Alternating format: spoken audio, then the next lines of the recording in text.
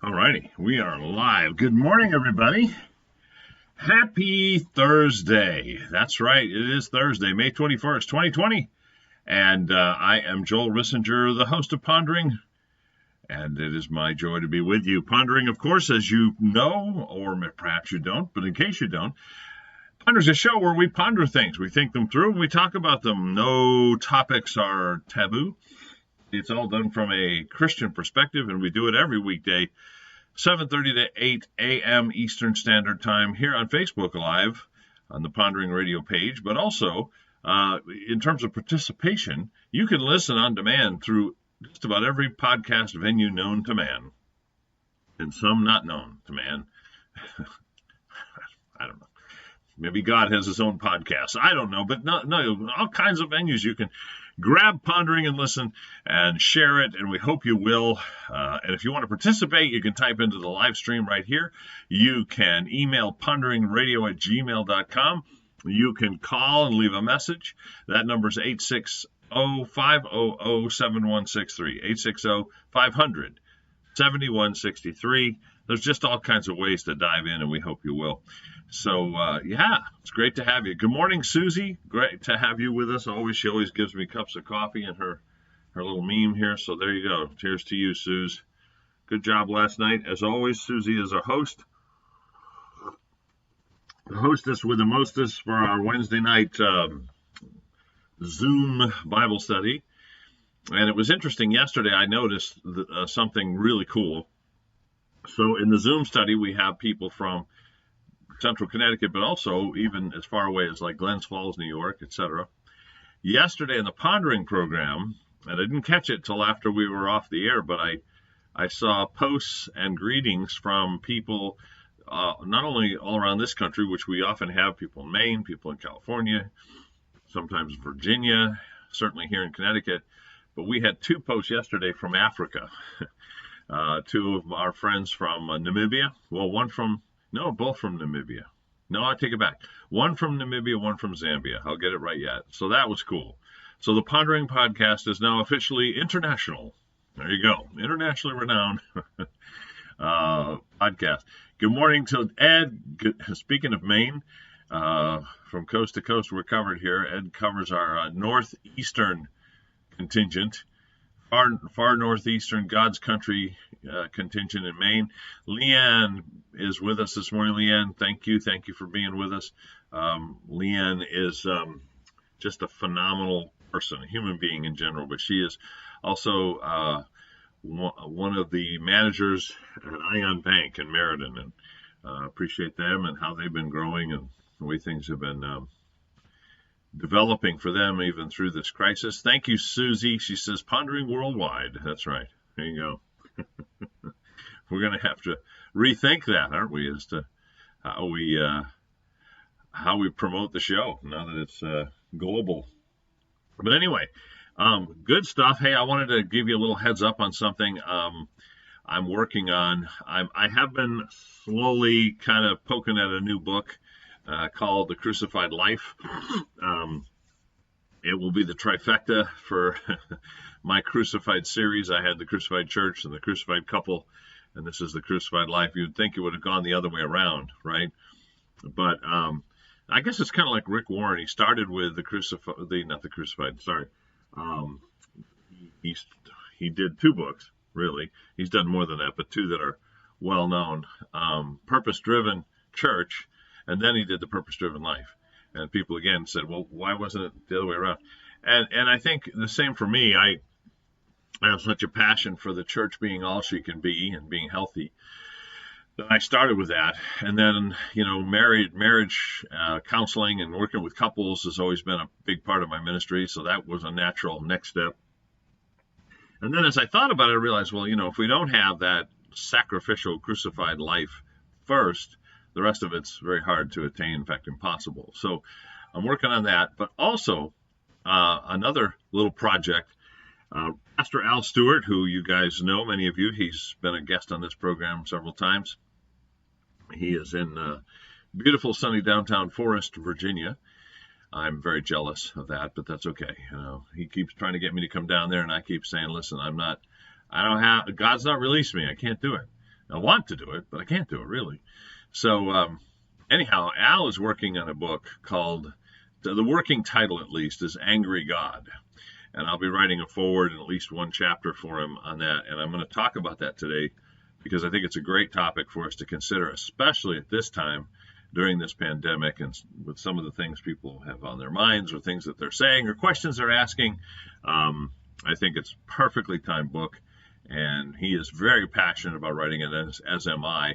But it does warrant a little explanation, so I'm going to take some time to do that. Fred says, good morning to everybody. Susie says, you're going to get too many people thinking, and then what's going to happen? No, yeah, can't have that. Oh, my gosh. Brenda, good morning to you, my dear. Happy Thursday. Nice to have you aboard as well. So, let me tell you a little bit about the Angry God book, and then we'll see what else is on your mind and heart. There is a lot going on in the news. We did have the opening yesterday of many businesses here in Connecticut. Thank God. Praise the Lord. That is good. I think we need to see more of it, but it's a good start. And hopefully people will benefit from that. And there won't be too much terror and fear that would drive people from away from going to some of these businesses and, eating outside at some of the restaurants that have outdoor dining.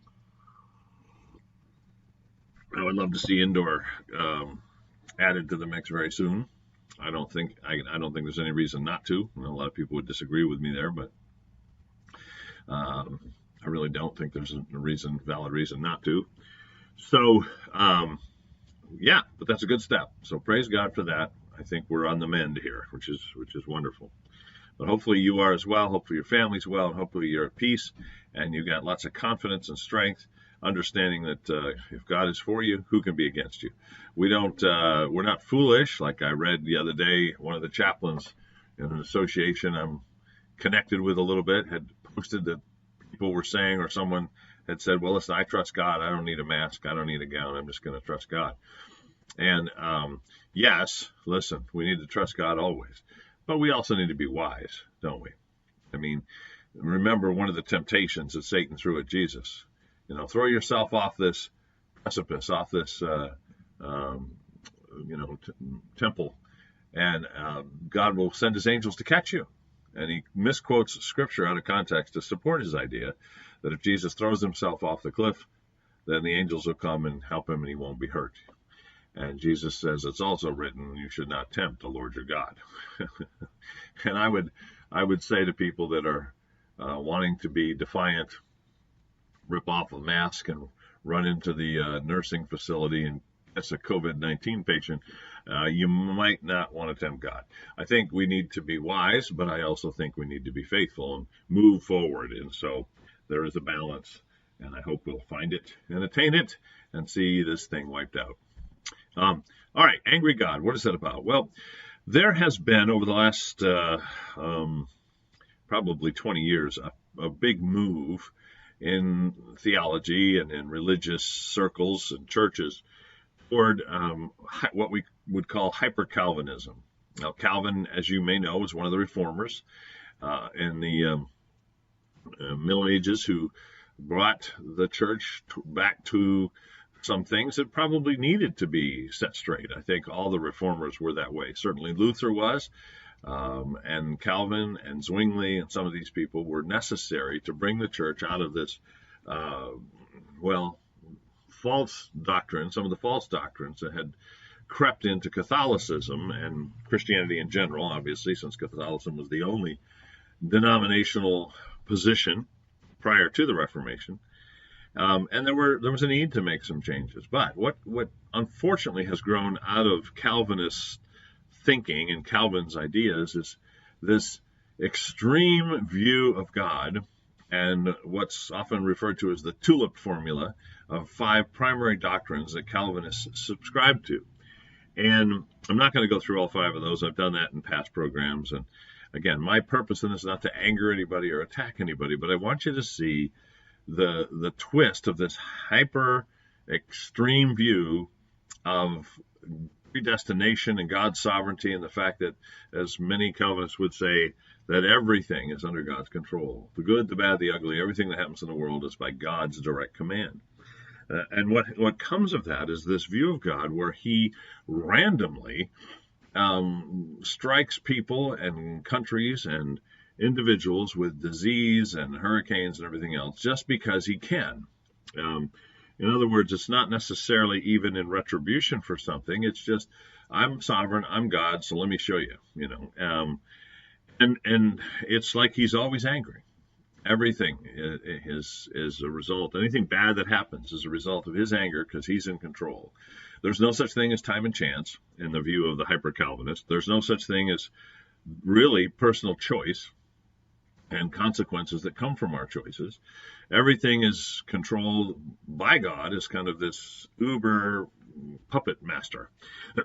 And, I would argue that the biblical view is different, that in the biblical view, there are certain things that God has set up, and there's natural law, and, there is time and chance where things just can happen, and God is still in control in the sense that he's set it up, he's monitoring it, he's over it all, but he doesn't have to manipulate it to make it operate. And as I've said sometimes on this program, if I decide to run at full tilt, fast as I can, and slam my head into a brick wall, it's not because God made me do that. I chose to do that. And the consequence of having, massive headaches and, brain damage or, cracked skull, whatever I have, all the above, is not God's punishment.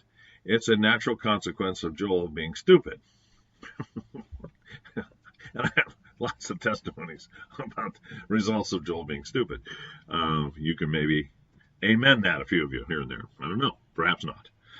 But in the hyper-Calvinist view, even that decision and action to run into the wall at 90 miles an hour would be God, and not Joel. And that is a dangerous perspective, and I'm going to tell you why. When the world looks at the church and they consider the gospel message, and they say, do I want to consider Christianity? Do I need this Jesus they speak of? One of the primary objections people have is, well, if God is so wonderful, and God is so good, as you Christians sing about and preach, why does this bad thing happen? Why are we suffering from a COVID-19 pandemic? The Calvinist answer is, well, God willed it. That's why. God did it. That's why.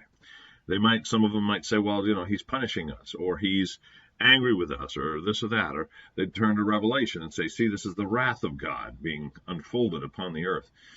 And listen, God can punish and God can do whatever he wants because he is God. However, that doesn't mean that everything that happens that's bad is God. And the view that it is, that everything that occurs, including this pandemic and everything else, is God's will, and he's just angry, feeds right into the mindset of many unbelievers who say, listen, if God is this angry, mean, irrational being who just strikes out in all directions randomly, and we don't even have an opportunity to figure out what's going on or why, I don't want anything to do with him. I remember, and I've used this example before, several years ago, there was a tornado that struck several southern towns, and a little 2-year-old was picked up and thrown out into a field, and apparently survived being tossed out in the field, but died overnight in the cold and the elements thereafter. And when people wrote and commented and posted questions, why would God do this? Why would a loving, gracious God, do this? And one very well-known hyper-Calvinist who writes a lot of books and does radio programs and so forth, responded, well, one thing's for sure, if a tornado struck a town, you can know that God gave the order. So in other words, God just decided to toss this baby out in the field and let it die. This innocent child, just to show he was God, he's in charge. That view is exactly why many people run from Christianity, from the gospel. But I would argue that's not a biblical view of God. So Al's book, Angry God, addresses this head on. It's gonna anger some people. It's definitely gonna cause some people to write nasty things in response. But I think it's time. I think it's necessary. He's been fed up with people putting words in God's mouth, especially around this crisis. And suggesting that this, is just God being God and he's mad and he's going to let us have it.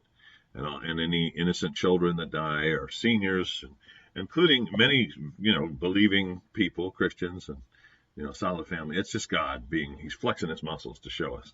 And Al's just had enough. He's mad as a wet hornet, as they say. One of the death hornets. And I am too. I don't blame him. So Al's writing the book. I'm writing the foreword. I'm going to write a chapter or two, and just keep your eyes open, ears open. We'll keep you posted on that as it becomes available and is ready to be published. Again, it's going to rock some people. I know that. We're not intending it for that purpose, but we are intending to take on this idea that God is just this angry, irrational, mean-spirited father who is frankly abusive, as opposed to God being loving, gracious, merciful, just. Yes, he can punish just as a loving father does, but he doesn't just do it randomly with no explanation. He doesn't just whack you upside the head just to show he's the boss. That's an abusive father. And unfortunately, this hyper-theological view does sometimes promote the idea that he's just an abusive father. So watch for Angry God coming soon to a bookstore or Amazon or whatever near you.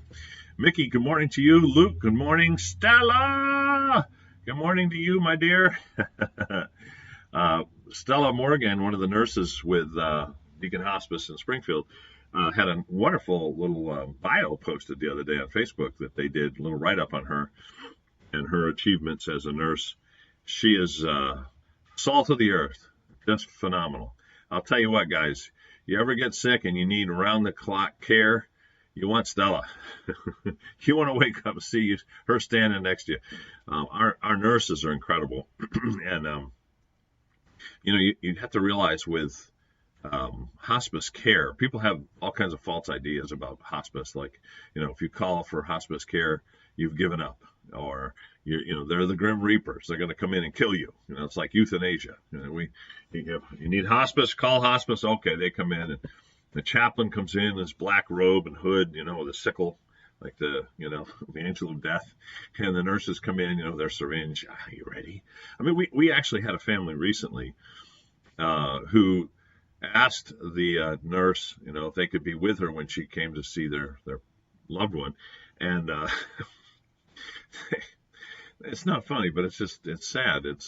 They said, well, are you going to do it now? And she said, well, yeah, I'm going to visit her now. Yeah. Well, can we be there? Oh, yeah, sure. Come on in. And wait, before you do it, can we say goodbye? And she said, what do you exactly think I'm going to do?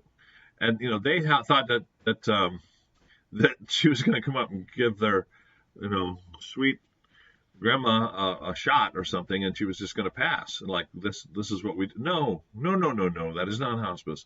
Hospice is when there is no treatment or cure for the terminal illness you may have. How do we keep you spiritually, emotionally, physically comfortable and at peace to enjoy quality of life as long as possible? And then when you pass, do so without excessive pain and discomfort. That's what hospice does. And the brilliant, amazing thing our nurses do is, even though everybody has a different metabolism, different size, different disease, different, combinations of comorbid conditions that might affect them, they have to find a way to minimize pain, but still allow for, as much consciousness and enjoyment as a person can have during those last weeks, days of their life. And I have been astounded watching this and seeing how quickly they figure that out. It's like a chemistry experiment every time to find that balance. It's amazing to watch how quickly they figure it out and balance it out. And people, I remember one patient I got really close to, and one of our nurses had come up with this delivery process for medication for him and a mixture of things. And this was a rare disease he had. And I think there were only 4 cases in the U.S. at the time. And she figured it out. And boy, I remember when she plugged that thing in, the pump and the IV, and turned it on. I remember him going, oh, man, that's awesome. I love you. He says, can I adopt you? She's like, okay, yeah. And he really did enjoy quality of life the last several weeks and got to spend time with family, and it was really beautiful. It was a beautiful passing, and he was a Christian and had absolute assurance of where he was going. I believe God spoke to him several times prior to his death. There were some miraculous things that occurred. Another story for another day, but he would share with me some of the things that had happened that were supernatural. He was not a, what would I say, demonstrative, emotional guy at all. He was a man's man, tough dude, military guy, hunter, farmer. But he knew that he was encountering God, and he was encountering assurance of his presence in heaven to be, right? And it was just a beautiful season, really. It was a very big honor and privilege to be a part of that transition for him from this life to the next. And our nurses were a key part of making that just smooth as silk. So anyway, I digress, but a little shout out to Stella and all those nurses that serve so hard, especially now with COVID-19 just gumming up the works, really, and making things more complicated. And that's really what it is.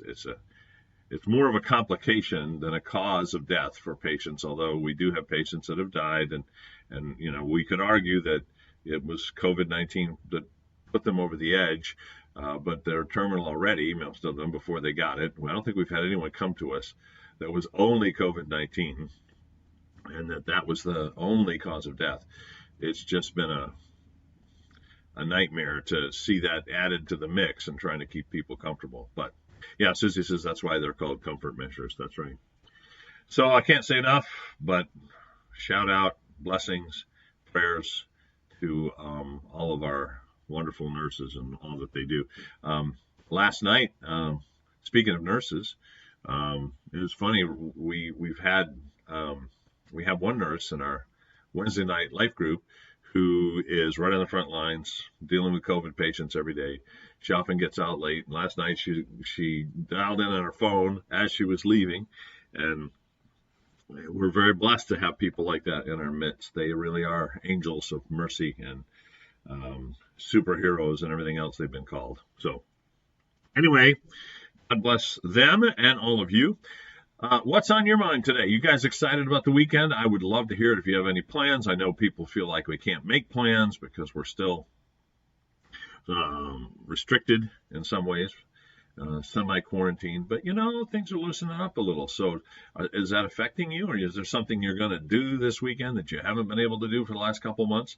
We're going camping. That's our thing. We're going to go camping. And the kids are coming with us, Alex and Shelly and Addie and Bryn, and we're going to have some campfires and some s'mores and maybe do a little fishing, and we'll see what else. We're just going to see a buddy of mine from, years. I've known him since junior high or before, and we're going to have him and his wife over for a barbecue at the campsite on Sunday afternoon. Of course, we have services Sunday. Don't forget, 9:30 and 11:15 a.m.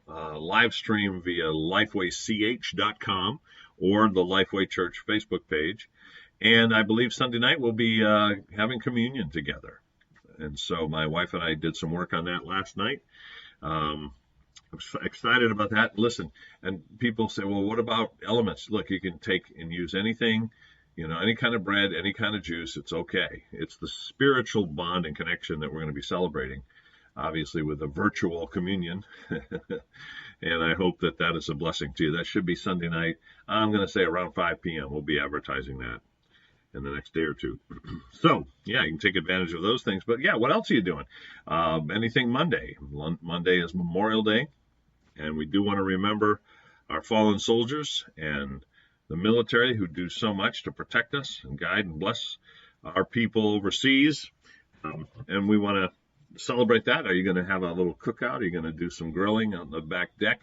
What are your plans? Inquiring minds want to know, or at least this inquiring mind would like to know. I don't know. It's a little cold for swimming. I don't know if anybody's going to try that. It hasn't really warmed up a lot. I don't know what the forecast is for the weekend, whether it's supposed to be warm or not. It has not been. We've been talking about getting a little pool for the kids in the backyard. and we're going to pull the trigger on that soon, I think, to get one. But I haven't been in a big hurry because you get up some mornings, it's like in the 30s still, and you're like, yeah, you're not thinking pool, thinking hot shower maybe or parka, but not pool. But we'll see how that develops. If any of you have heard the forecast, love to know what you heard, because we will be camping regardless. No, the camper's warm. We've got heater and hot water and all that stuff, and so we're not worried about that part. But just do we want to dip into the river? We'll be camping next to a river, and do we want to do that, or are we just gonna light a fire and sit there and not touch the water because it's too cold? All right, let's see. Not too many comments from you guys. You got quiet on me here. No weekend plans. I'm just going to sit and stare at the wall all weekend. You can watch old reruns of Pondering. That'd be exciting. There you go. I'll give you another little Rissinger family update. So the other day, I'm putting the air conditioner into the window in the living room, because it did get kind of warm, and I thought, well, let's just get that done. One less thing to do. And I finished, and I backed up, and I knocked the flat screen TV off its stand and smashed it, broke the screen, everything. So, in the quarantine, the last thing you want is to have no television. I mean, come on now, you gotta have your flat screen. So we talked to my son. He's been a big one on trying to help us stay safe from hacks and all that stuff, and we were able to order one that wasn't necessarily a smart TV. And one of the problems with smart TVs is they can be hacked, and ours was. So, but it's bigger than any TV we've ever had. We got a great deal. It was on sale, and it's huge. The screen is huge, and so we put it in last night. And my wife and I are like, we'll never go to the movie theater again. we made popcorn. And we're like, hey, this is great. So that's a new addition. Not something planned, but nonetheless, when you're a klutz like me, sometimes there are side benefits. You get an upgrade. What can I tell you? All right, let's see. Leanne says, don't know the forecast, but maybe some hiking this weekend. Awesome. My buddy's trying to get us to go on a hike this weekend, too, up in Ashford. That's where we'll be camping, and there's some good trails up there. So maybe we shall see. We might do that as well. All right. Well, good stuff. We're about out of time, but listen, guys, we will be back tomorrow. Now, remember, tomorrow is Free for All Friday. That means this show is dependent upon your creative juices flowing. Any ideas you have, any thoughts to share, great memes you want to post. If you have a scripture you want to tackle or have us talk about, if you have a question, a Bible question you've always wondered about, you want me to address, you're going to hit me with your best shot. Boom, boom, boom, boom, boom. And I'm just going to shut off my camera and run away. No, I won't respond. That's what Free for All Friday is all about. So, Ed is working. Well, God bless you, man. Hopefully he gets Sunday, Monday, some fun time. But anyway, listen, guys, prepare for that tomorrow, Free for All Friday. And tell your friends, neighbors, and strangers, random people about Pondering. Let's get some more people signed up. Now that we're global, hey, the sky's the limit. Maybe we'll be intergalactic at some point. I don't know.